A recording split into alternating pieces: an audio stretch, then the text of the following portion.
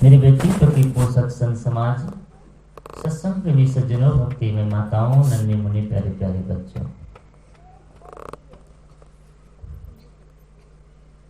एक बार देवता, दानव और मानव तीनों, ये तीन भाई हैं। जैसे आज विभिन्न जाति के लोग होते हैं ना, दैत्य दानव का मतलब ऐसा नहीं होता कि बड़ा बड़ा दांत हो, बड़ा बड़ा सिर हो और विचित्र रूप से उसका चेहरा दिखाया जाता है। और आजकल जब से ये टीवी आई है, टेलीविजन आया है, चलचित्र आए हैं, तब से और विभिन्न रूप में दिखाते हैं इसको। राक्षस, दानव, किन्नर, नाग, ये प्राचीन काल के जातियां हैं। जैसे आज साहू जाति है, यादव जाति है, लोधी जाति है, मुराव जाति है, विभिन्न और बहुत सारे हैं।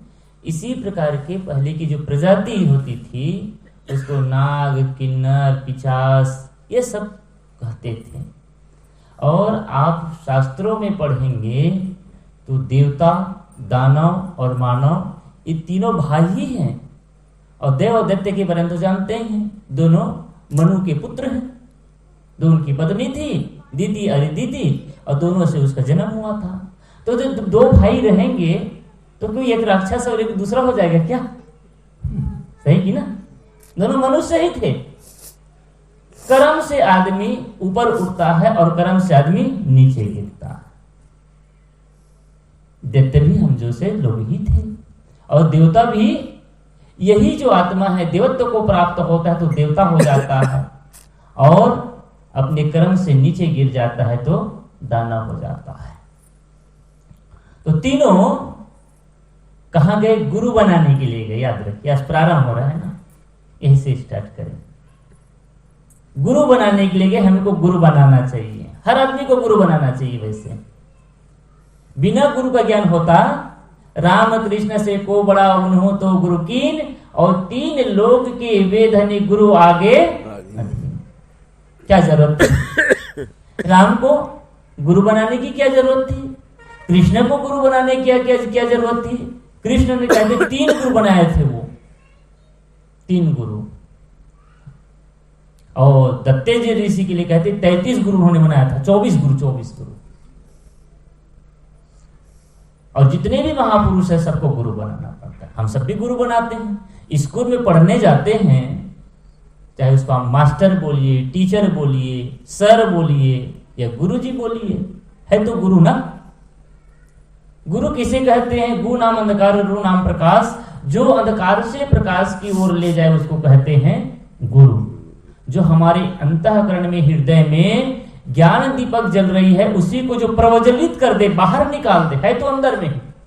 गुरु कहीं बाहर से ज्ञान लाता नहीं है, याद रखिएगा, ये भी बात बताते हैं। गुरु कहीं बाहर से ज्ञान को ला करके आपके दिल में डालता नहीं है, केवल उसको बाहर निकालने का काम करता है। कैसे? जैसे कुआं में पानी होता है ना, लेकिन जब तक बाहर आएगा तब तक उपयोग होगा क्या? कुआं से पानी बाहर आएगा तब आप खेती करेंगे, कुआं से पानी बाहर आ गया तो आप पशु को पिलाएंगे, कुआं से पानी बाहर आएगा तो आप भोजन भी पकाएंगे।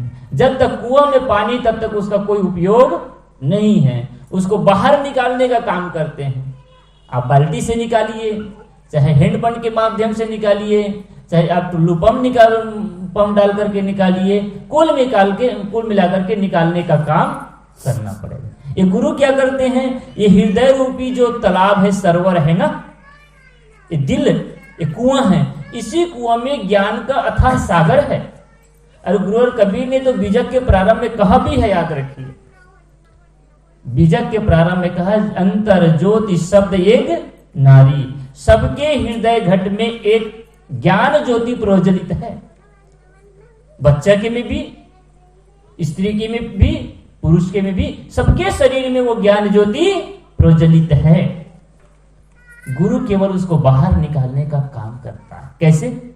जैसे एक अंगड़ पत्थर होता है, एक अंगड़ पत्थर को एक कारीगर लेता है, उसमें छीनी और हथौड़ी चलाता है, उसमें मूर्ति कहीं बाहर से लाता है क्या? राम की मूर्ति, कृष्ण की मूर्ति, माँ दुर्गा की मूर्ति, हनुमान की मूर्ति, उसी एक पत्थर से सब कुछ बना देते हैं। मूर्ति उस पे है, सब कुछ है।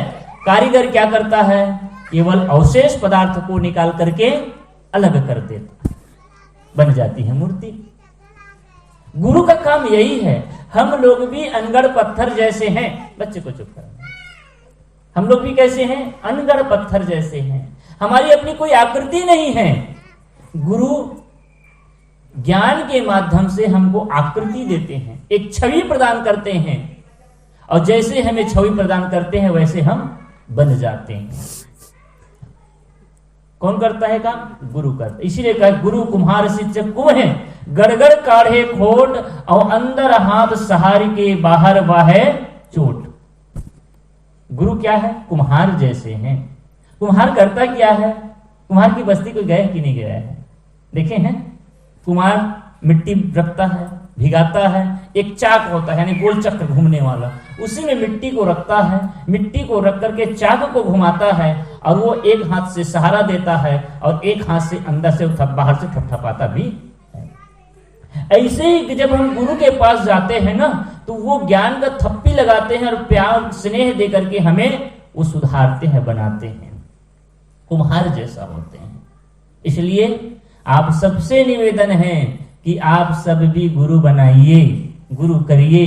बिना गुरु का उद्धार नहीं हो सकता। कुछ लोग बोलते भी हैं, अरे गुरु का क्या जरूरत है, पुस्तक पढ़ लेंगे ज्ञान मिल जाएगा। अगर बिना गुरु का ज्ञान मिल जाता तो अपने बच्चे को स्कूल क्यों भेजते हैं? सही कि नहीं? एक भौतिक विद्या सीखने के लिए भी आपको अपने बच्चे को स्कूल भेजना पड़ता है कि नहीं पड़ता? पुस्तक दे दीजिए ना, और आज तो पुस्तक भी लेना नहीं पड़ेगा, एक मोबाइल दे दीजिए, गूगल में सब चीज है। क्या चीज नहीं है बताइए? वो बोलते हैं, लिखने की भी जरूरत नहीं है। गूगल को बोलो, गूगल को राय कहां पर है, तुरंत बता देगा,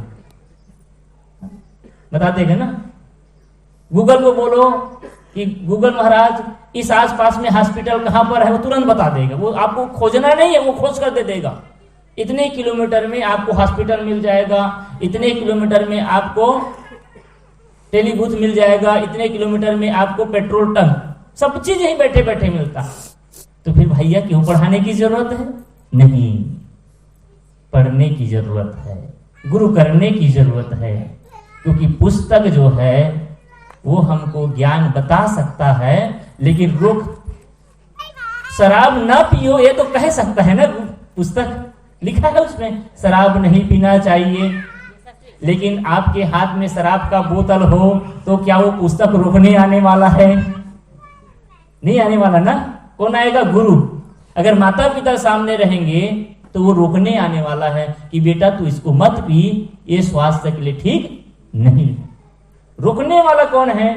पुस्तक नहीं है, गूगल नहीं है। आप गूगल से कितनों चीज जान लो, लेकिन गूगल से पेट भरेगा, प्यास बुझेगा, नींद मिटेगी? मिट जाएगी क्या? आप सर्च कर लिए क्रोम ब्राउजर में जाकर के सुंदर सुंदर डनलॉप के गद्दे, तो क्या नींद आ जाएगी? नहीं आएगी। वो खोखा ज्ञान है। असली ज्ञान तो गुरु के पास होते हैं, जो हमें समय पर रोकते भी हैं, टोकते भी हैं और सही मार्ग प्रदर्शित करते भी हैं। इसलिए गुरु की आवश्यकता है।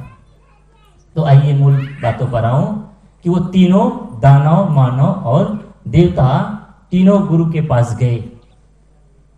तीनों गुरु के पास गए, अनय विनय किए, प्रार्थना की और कहे गुरुदेव हम आपके चरण में आए हैं, आपके चरण में आए हैं, आप हमें बोध दीजिए, ज्ञान दीजिए और हमारा कल्याण करिए।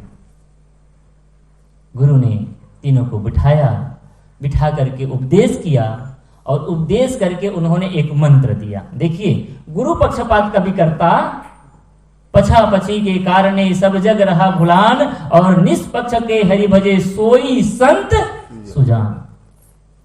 संसार के लोग पक्षपात करते हैं, भाई भाई पक्षपात कर लेंगे, देरानी जेठानी पक्षपात कर लेंगे, यहां तक कहीं कभी कभी ऐसे भी होता है कि माँ बाप भी पक्षपात करते हैं। ऐसा नहीं है, 2 बेटा है ना, 4 बेटा है, तो एक बेटा को ज्यादा ध्यान रखेगा और दूसरा बेटा को पूछने वाला नहीं। एक बहू है तो उसका बड़ा ख्याल करेगा और दूसरे बहू का ख्याल, पक्षपात आ जाता है। पक्षपात का क्यों आ जाता है? एक बहू है थोड़ा मीठी चुपड़ी बात करती है, थोड़े थोड़े शुरू शुरू में सेवा कर देती है और सास ससुर लुभा जाते हैं। एक बहू है वो भी अच्छा है, बेचारी बहुत व्यस्त रहती है, समय नहीं निकाल पाती है, स्वभाव उस ढंग का नहीं है चिकनी चुपड़ी करने का, वो खरा खरा बोल देती है समय से, तो उसको पसंद नहीं। गुरु कबीर ने कहा पछा पछी के कारण ही सब जग रहा, पूरे संसार के लोग पछा पछी में है, ये गुरु नहीं हो सकता। गुरु कैसे होता है? गुरु निष्पक्ष होता है, कोई लाग लपेट नहीं होता और सबके लिए समता का भाव, सबको एक उपदेश। गुरु ऐसा नहीं है कि आपको दूसरा मंत्र दे दे और पड़ोसी को कोई दूसरा मंत्र। हाँ, ऐसे भी गुरु हैं जो सस्ता गुरु है ना, वो कहते हैं कि तू मेरे शरण में आ जा, अगर गांजा पीने वाले हो तो आपको शिव मंत्र दे देंगे, अगर आप मोही हो तो आपको राम मंत्र दे देंगे, आप अमुक हो तो अमुक प्रकार के मंत्र दे देंगे, तुम अमुक चीज करते हो, मांस खाने हो, उसके लिए भी मंत्र, हर प्रकार के मंत्र देने वाले हैं गुरु। गुरु के पास केवल एक मंत्र होता है और सबको वही मंत्र देते हैं। उस गुरु ने भी तीनों को एक ही मंत्र दिया और एक मंत्र में एक शब्द, 5 नाम नहीं, एक नाम बस दिए। हम सुनते हैं ना, गायत्री वाले लोग हैं या फिर राधा स्वामी वाले हैं, कबीरपंथी हैं, बोलते 5 नाम देंगे भैया तो कल्याण होगा। गुरु चाहे एक नाम दे, चाहे 5 नाम दे, चाहे 10 नाम दे, कितना नाम देते इसका महत्व नहीं है। गुरु ने क्या नाम दिया, क्या संस्कार दिए, क्या दीक्षा दी, इसका महत्व है। गुरु ने क्या मंत्र दिया? गुरु ने सबके कान में एक मंत्र दिया, द द द, और कहा बेटा ये मैं मंत्र तुमको देता हूं और तुम लोग जाकर के इस पर विचार करो, इस पर चिंतन करो। और गुरु कबीर ने भी 10 से उपदेश किया। गुरु कबीर का मौलिक रचना बीजक है और बीजक में उन्होंने 11 प्रकरण यानी 11 अध्याय कहा है और 11 अध्याय में से तीसरा अध्याय है ज्ञान चौतीसा। ज्ञान चौतीसा से समझ गए ना, 34 अक्षर से उन्होंने उपदेश किया है। आज हम स्कूल में पढ़ते थे, पहले पढ़ते थे, कैसे पढ़ते, का माने कबूतर, खा माने खरगोश, गा माने गणेश। आज थोड़ा बदल भी गया है ना, कुछ और ऊपर बोलते हैं, कुछ दूसरे शब्द आएगा, हमको तो याद भी नहीं है अब। इंग्लिश में कहें तो A for apple, B for ball, C for cat, D for dog, इस प्रकार से पढ़ाते हैं। ये पढ़ने का तरीका है। लेकिन हमारे गुरु कबीर ने क्या पढ़ाया? कक्का कवल किरण में पावे, इसस बिगड़ी सीट संपुट नहीं धावे, खक्खा चाहे खोरी मनावे, खस में छाड़ दहुदिस धावे। जब गग अक्षर से बोलना हुआ तो गग्गा गुरु के वचन नहीं मान, दूसरा शब्द करो नहीं कान। उन्होंने कितना सुंदर उपदेश दिया, 34 अक्षर से उपदेश दिया। जिस कबीर को कहते हैं कि अनपढ़ थे, उस कबीर ने हर अक्षर से उन्होंने उपदेश किया। कक्का कवल किरण में पावे, हम क्या बोलते, क माने कबूतर, और कबीर साहब कहते क माने कमल, ये हृदय कमल है और इसी हृदय कमल में आत्मा रूपी परमात्मा निवास करता। कहते ना कबीर साहब कमल फूल पर आए, हाँ आए। ये कबीर कौन है? कायाबीर कबीर है। कायाबीर कबीर कहाए, ये काया, इस काया में कबीर आता है, ये आत्मा ही कबीर है और हृदय ही तो कमल। इस हृदय कमल में ही प्रकट होता है कौन? अंतर ज्योति प्रकट होता है। जिस दिन आपके अंतर में अंतर ज्योति प्रकट हो गया, उसी दिन तो आप कबीर हो जाते हैं। आप सब कबीर हो सकते हैं, लेकिन कब? इस हृदय रूपी कमल में ज्ञान ज्योति प्रकट हो गई, उसी समय कबीर का जन्म हो गया। आप सबके हृदय में भी कबीर का जन्म हो सकता है, हम सबके हृदय में कबीर का जन्म हो सकता है। तो गुरु कबीर ने कहा, द अक्षर से क्या कहा? दद्दा देखो बिन सनहारा, जस देखो तस करहु विचारा। दक्षर से कहा, हे दद्दा। दद्दा का अर्थ दादा भी होता है और दद्दा कहीं भाई को भी कहते हैं।